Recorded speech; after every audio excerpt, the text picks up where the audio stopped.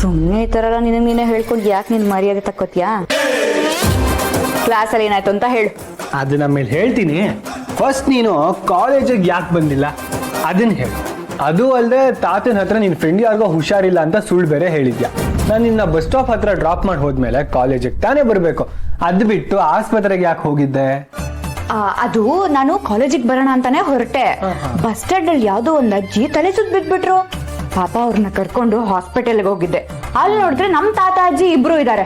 ನಾನ್ bus stop ಇಂದ ಯಾರನ್ನೋ ಕರ್ಕೊಂಡ್ ಬಂದೆ ಅಂತ ಹೇಳಿದ್ರೆ ನೀನ್ ಬಸ್ ಸ್ಟ್ಯಾಂಡ್ ಯಾಕೆ ಹೋಗಿದ್ದೆ, ಆದಿ ನಿನ್ನ ಕಾಲೇಜಿಗೆ ಕರ್ಕೊಂಡು ಹೋಗ್ಲಿಲ್ವಾ ಅಂತ ಕ್ವೆಶ್ಚನ್ ಮಾಡ್ತಾರೆ. ಆಮೇಲೆ ನಿನ್ನ ಪಾಪ ತೊಂದರೆ ಆಗತ್ತೆ ಅಂತ ಸುಳ್ಳು ಹೇಳಿ. So sweet. ಪರವಾಗಿಲ್ಲ, ನಿನಗೂ ಒಳ್ಳೆ ಬುದ್ಧಿ ಇದೆ. ನೆಕ್ಸ್ಟ್ ಟೈಮ್ ಏನಾದರೂ ಈ ಥರ ಆದರೆ ನನಗೆ ಹೇಳು, ನಾನು ನಿನ್ನ ಜೊತೆ ಇರ್ತೀನಿ. ಸುಮ್ಮನೆ ತಲೆಹರಟೆ ಥರ ಏನೇನೋ ಮಾಡಕ್ಕೆ ಹೋಗಿ ಸಿಗಾಕೋಬೇಡ. ನಿಜವಾಗ್ಲೂ ಆದಿ ನನ್ನ ಬಗ್ಗೆ ಇಷ್ಟೊಂದು ಯೋಚನೆ ಮಾಡ್ತಾನ? ಏಯ್, ನನ್ನೇನೇ ನೋಡ್ತಾ ಇದೆಯಾ? ಇರು, ತಗೋ ಇವತ್ತಿನ ನೋಟ್ಸು ಹಿಡ್ಕೋ. ಇವತ್ತು ಕಾಲೇಜಲ್ಲಿ ಮ್ಯಾನೇಜ್ಮೆಂಟ್ ಎಕನಾಮಿಕ್ಸ್ ಹೇಳ್ಕೊಟ್ರು. ಅದು ಸಪ್ಲೈ ಆ್ಯಂಡ್ ಡಿಮ್ಯಾಂಡ್ ಹೆಂಗಿರಬೇಕು,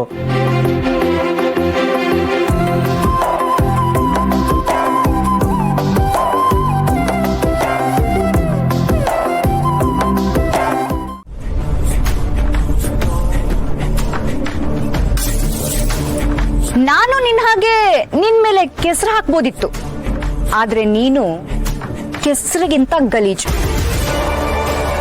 ನಿನ್ನಂತ ಚಿಲ್ರೆ ಮನುಷ್ಯನ್ಗೆ ಇದೆ ಸರಿ.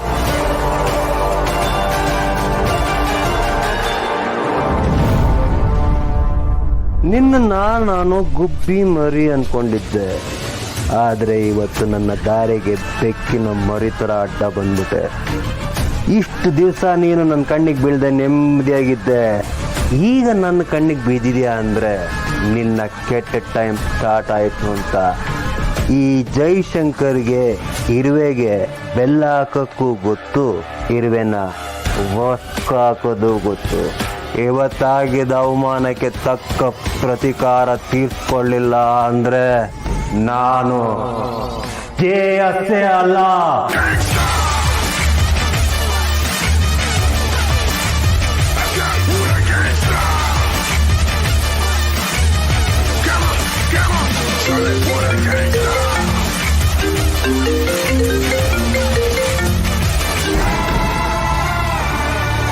ಬಾಸ್, ಪ್ಲೀಸ್ ನನ್ನ ಕಾಪಾಡಿ ಬಾಸ್. ಏಯ್, ಏನಾಯ್ತು? ಯಾಕೋ ಅಷ್ಟು ಗಾಬರಿಯಲ್ಲಿದ್ಯಾ? ಬಾಸ್, ನೀವು ಇಲ್ಲಿಗೆ ಬಂದ್ರೆ ಗೊತ್ತಾಗತ್ತೆ. ಈಗ ನೀವು ಬರ್ದೇ ಹೋದ್ರೆ ಇವ್ರು ನನ್ನ ಖಂಡಿತ ಕೊಲ್ತಾರೆ. ಬೇಗ ಬನ್ನಿ ಬಾಸ್. ಈಗ ನೀನ್ ಎಲ್ಲಿದ್ಯಾ? ನನ್ನ ಜಾಗಕ್ಕೆ ಬಂದು ನನ್ನ ಹುಡುಗನ ಕೊಲ್ತೀನಿ ಅನ್ನೋ ಧೈರ್ಯ ಯಾರಿಗೋ ಇದೆ. ಯಾರೋ ಅದು?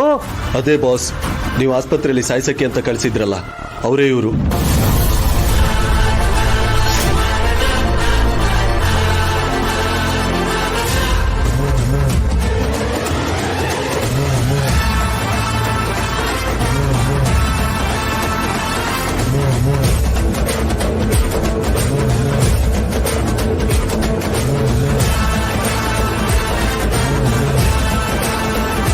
ಈ ಧರ್ಮರಾಜ್, ಈ JS ನ ಕೆಡ್ಡಕ್ಕೆ ಬಿಡಿಸ್ಬೇಕು ಅಂತ ಅಲ್ಲಿಗೆ ಬಂದಿದ್ಯಾ?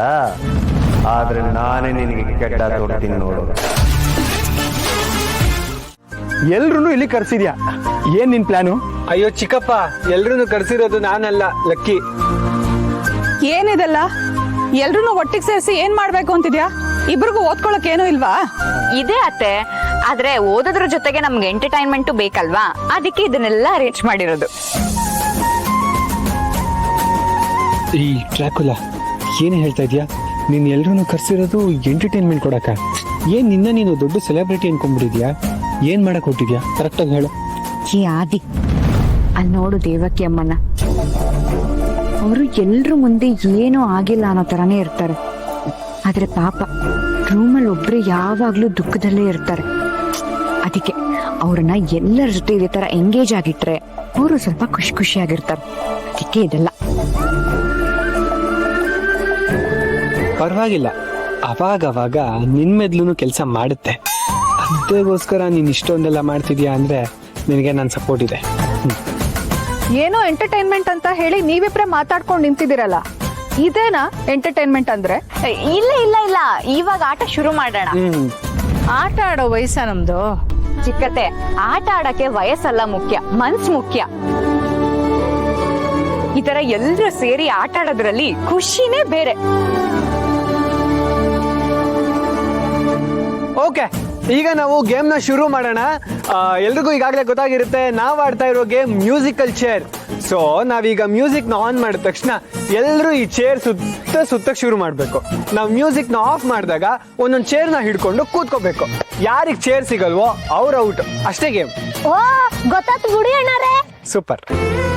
ನಾನು ಈ ಆಟಕ್ಕಿಲ್ಲ, ನನಗೆ ಕೆಲಸ ಇದೆ, ನಾ ಹೊರಡ್ತೀನಿ. ಅತ್ತೆ ಪ್ಲೀಸ್ ನಮ್ಮ ಜೊತೆ ಒಂದು ಆಟ ಆಡಿ.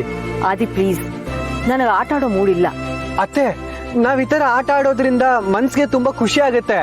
ಈಗ ಮಕ್ಕಳನ್ನೇ ನೋಡಿ, ಸ್ಕೂಲು ಪಾಠ ಅಂತ ಎಷ್ಟೇ ಟೆನ್ಷನ್ ಇದ್ರು ಅವ್ರು ಆಟ ಆಡಕ್ ಹೋದಾಗ ಎಲ್ಲನೂ ಮರ್ತು ಬಿಡ್ತಾರೆ. ಇದು ಅದೇ ತರ. ಅತ್ತೆ, ಚಿಕ್ಕ ವಯಸ್ಸಲ್ಲಿ ನೀವು ಅದನ್ನೇ ತಾನೇ ಹೇಳ್ತಾ ಇದ್ರಿ. ಪ್ಲೀಸ್ ಅತ್ತೆ, ಇಲ್ಲ ಅನ್ಬೇಡಿ. ದೇವಕಿ, ಆದಿ ಲಕ್ಷ್ಮಿ ಇಬ್ರು ಏನೋ ಆಸೆ ಪಡ್ತಾ ಇದಾರೆ. ಸ್ವಲ್ಪ ಹೊತ್ತು ಇರು, ಆಮೇಲೆ ಹೋಗುವೆ ಅಂತೆ.